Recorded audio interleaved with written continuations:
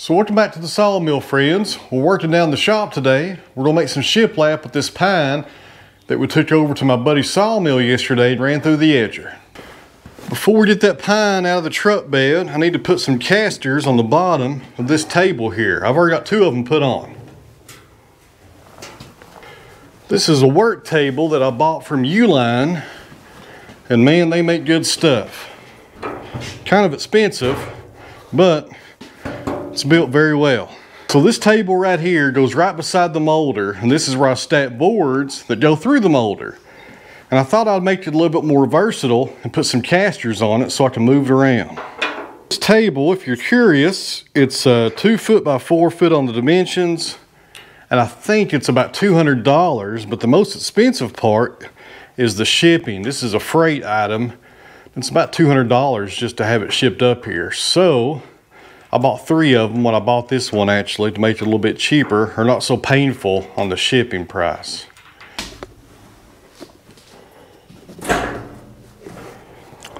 There we go. It also made it a couple of inches taller. I didn't even think about that. All right, friends, now this may seem kind of trivial, but it's important to a shop. So now, not only can I move this table around with my wood on it, I can also roll it over here to the entrance doors and load my lumber on it that comes out of the kiln, or in this case today, the truck bed.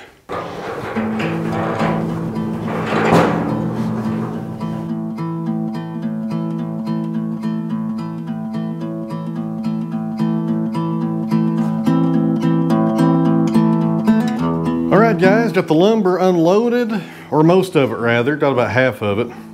We'll work in some small batches today so we don't get overwhelmed. And the coffee cup today is more of that John Wayne coffee from my friend Brian down in Texas. That's some good stuff right there. You'll have to buy me some more of that. So the first step in making this into shiplap was running it through the edger, and this is what we're going to do next. Actually, the second step was going through the edger. The first step was going through the kiln, but prior to that it was going through the sawmill, and prior to that it was getting harvested out in the woods. So woods, sawmill, kiln, edger. So the edger is the 4th step, actually. No, is that right?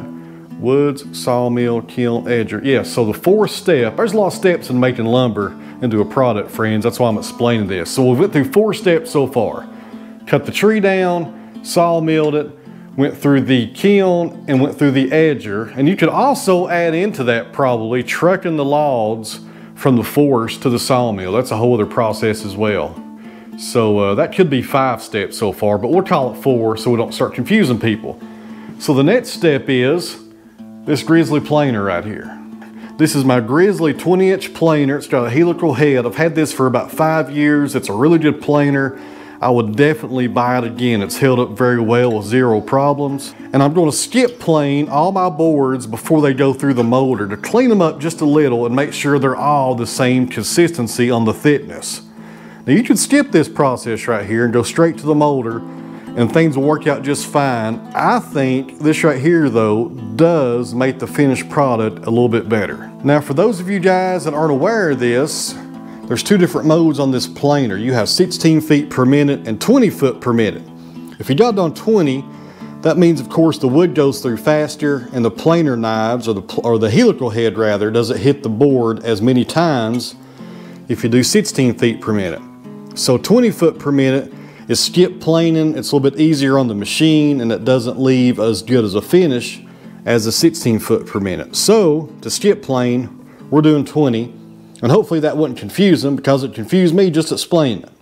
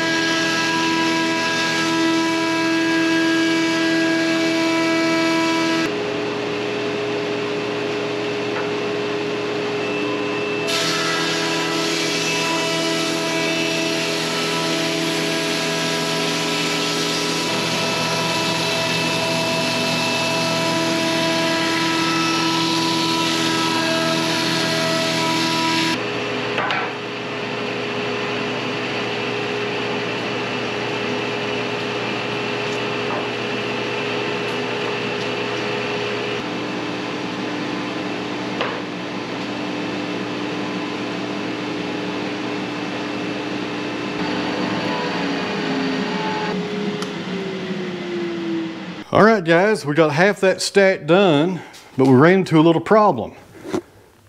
The bag is pretty much full on the dust collector. Let's get this emptied out and get back at it. I'm thinking eventually though, I need to come up with a better system on how I could run these chips outside of the building just like I do on the molder. That right there gets old, guys, really fast.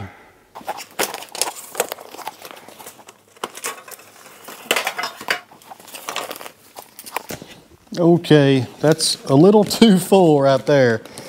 I should have changed this out before we started today, probably. I may have a mess.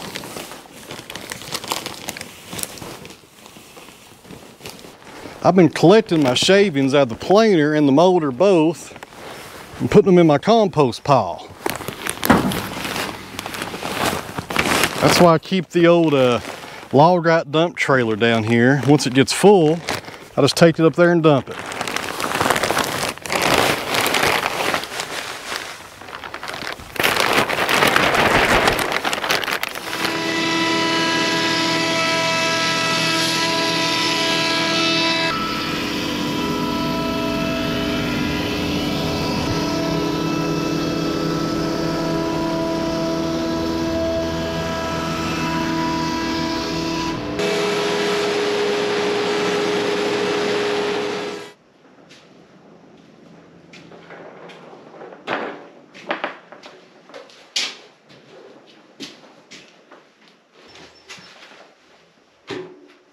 All right, friends, we got half of our lumber ready. We'll go ahead and start making some shiplap though, and see how this goes. I'm not making shiplap here in a few months.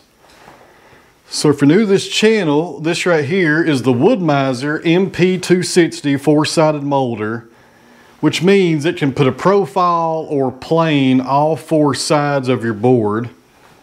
It has a cutter head right there on the bottom where the wood enters the machine. Here's the first side cutter, here's the second side cutter. Then right here we have the exit cutter, which is a helical head on the very top right there. A very good machine. And I went ahead and installed both my shiplap cutters right there. And we may have to run a few test boards through this to make sure I have them set correctly. That's one thing about these machines. You cannot just put these together and put profile cutters on it and get to work. You gotta do some test cuts and make sure you have the correct gap at the bottom of the cutter. There's some spacers installed below this cutter. You got to make sure you have the right height, the right speed, and the right width as far as your cut goes for the lumber that you're sending through. There's a lot to this, but once you get this set up for a certain profile on the same type of boards, you can pretty much just feed this thing all day long and get the same consistent lumber to come out of it. A really good machine. Go ahead and shut the lid and get started. I've got a few shorter boards to send through this machine for the test cuts. And I got it set up pretty good though. Famous last words right there, but I think we want to make any adjustments. I've done enough shiplap on this machine that I usually get it close to right on the first try. Key word is usually.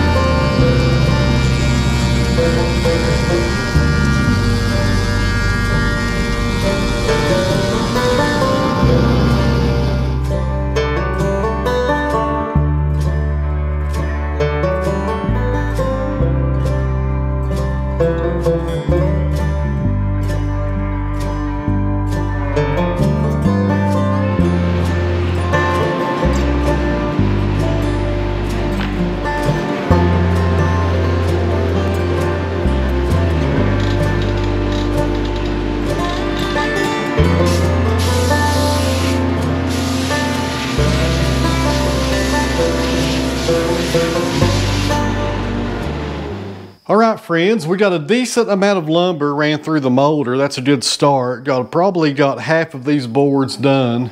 We still have to trim them on the miter saw before they're installed over here on these walls, but at least we got them done. I'll finish these up in the morning. And it also took me about 3 different test cuts to get that molder dialed in the way I like it. This shiplap I'm running has a small reveal, and sometimes you gotta run a few extra boards to make sure you get it just right. And once you get it just right, don't touch it, because you will mess up your settings and you'll never get them back for that specific board. So that's my word of advice for you guys out there that are running these MP260s or the MP360. Wood-Mizer has two different versions of this molder. When you have it dialed in, don't touch it, because you will mess it up and you'll never get that calibration back just the way you had it. You may be able to run your boards through just fine, but they won't match your other boards. So we're not going to touch this until we get all this pine ran through the molder. Like I was saying, we got about half of these finished, so we'll come back out here in the morning. Actually, tomorrow afternoon, I have plans in the morning. So we'll come back out here after lunch tomorrow, do this whole process again, and we'll start installing these on the walls. So don't go anywhere, guys. I'll see you in about 12 hours. But for you guys, it may seem like about 2 or 3 seconds. I'll be right back. All right, friends, it's the next day, and actually, it's pretty late at night. What is it? It's almost 9 o'clock. I've been gone with the wife and Bruno for most of the day doing some family stuff. So I thought I'd come down here tonight, though, and at least start on this wall for the shiplap, and this is the one we're going to be doing. First of all, I was going to do this wall right here behind the jointer right there, but it's longer than these boards. These are about 8.5 on the length, and that distance right there is almost 10 foot. I don't want any breaks between the boards. I like to have a solid board from end to end. I think it'd look better. And I just got in all that poplar the other day, and they're 12 and 14 footers. So we'll go ahead and saw those up and put them in the kiln, and that's what we'll put on this wall right here. And also, behind the charging station, the same thing right there. We'll put yellow poplar on this wall. So the wall we're going to start tonight is this one right here. It's been insulated with the closed cell insulation. Right there's my power panel. I need to get this wall done because I'm trying to get this shop closed in. And as soon as this wall is done, the Mr. Coil unit right there will be mounted to this wall. So it's pretty important we go ahead and get this one done. Forget what I just said, no shiplap tonight. This is my brand new Porter Cable brad nailer, and this is for attaching shiplap and stuff like that to walls.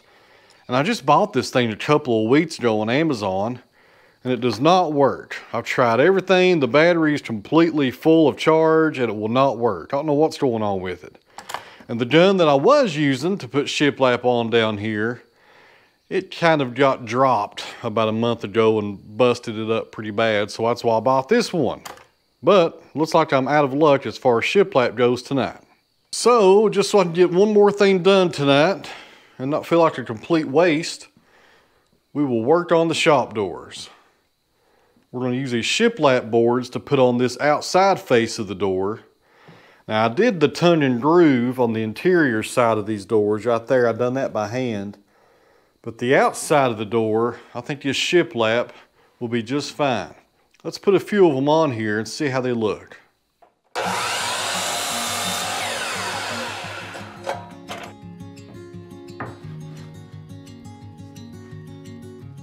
All right, guys, this is the first board, and this one is very important because it needs to be square to the frame, or else all these other boards will get thrown off and it will look terrible. And the shiplap is overshooting the frame right there, and the reason is I will come in here and trim this off with my track saw once it's done. I've got to trim the bottom also, so there's a lot of trim work left to do on this door. I think it's going to look pretty good right here doing the shiplap on the outside face, and more importantly, it will get this done a little bit faster.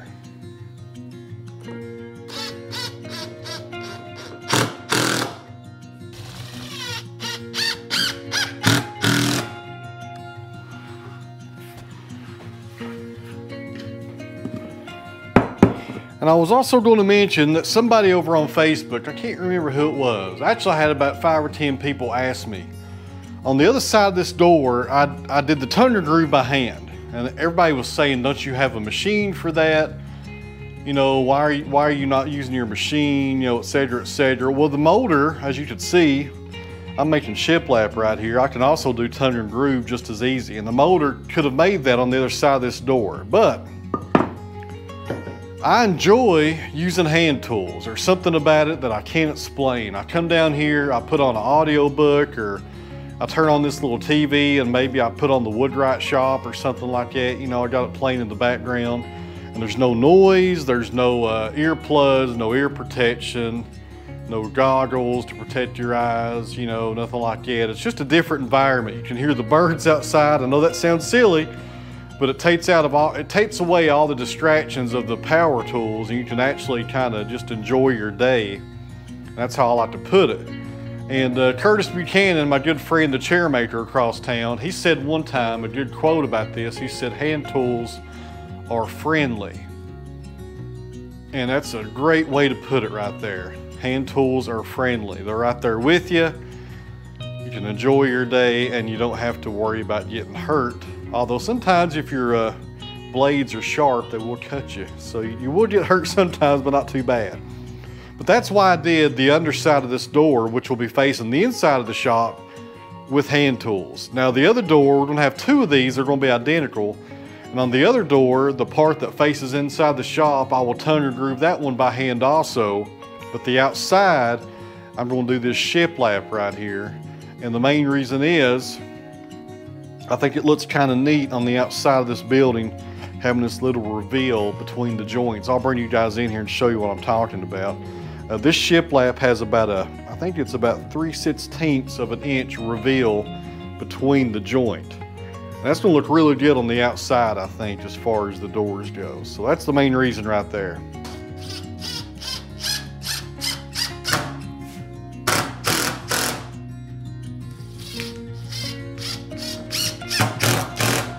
So I think that's going to work pretty good. I wasn't sure if I could get those boards on there because of the insulation, but it worked. So right here, friends, is that reveal. You can see right there, it's about 3/16 of a reveal. And there's enough material though in this shiplap, so this is on the outside of the building. And during the winter time, when this wood will dry up with seasonal expansion and contraction, it will still cover this gap right here, so it will never open up wide enough to where you would see the insulation right there. And since this will be the outside of the door, I will also have to paint this. I'm thinking probably black or something like that, because the carpenter bees will wear this out if I don't do it. I got to paint it. The inside of the door, we'll put some kind of linseed oil or something on. We'll leave it alone. Maybe some Odie's oil or something. But the outside, we will have to paint. But guys, I tell you, it's going to look really nice on the outside of this shop. I'm really happy with how these doors are turning out. I should have had this done already, but there's been a lot going on this year at the Sawmill, friends, behind the scenes. But I'm glad I'm finally getting down to the shop and getting some work done. All right, friends, unfortunately, that's all I'm going to get done tonight, but at least I got a start on the other side of this door, and I know what I'm going to do as far as finishing it. I just got a phone call and Bruno has summoned me to the house, so that's where I'm headed. So thanks for watching, friends. I really appreciate it. Be sure you hit that like button and leave me a comment. Let me know what you think about these doors and be brutally honest. I think they're going to turn out really nice, but I'll be kind of interested to see what you guys think also. So thanks for watching. I really appreciate it. And I'm going to go to the store tomorrow and hopefully figure out what's wrong with this brad nailer. I'll probably just take it back and get a brand new one. And so maybe in the next video, we can start putting some shiplap on these walls. So sorry about that. I thought we'd get some of that done on this video today, but it is what it is. So once again, thanks for watching. We'll see you back here tomorrow. Y'all have a good night.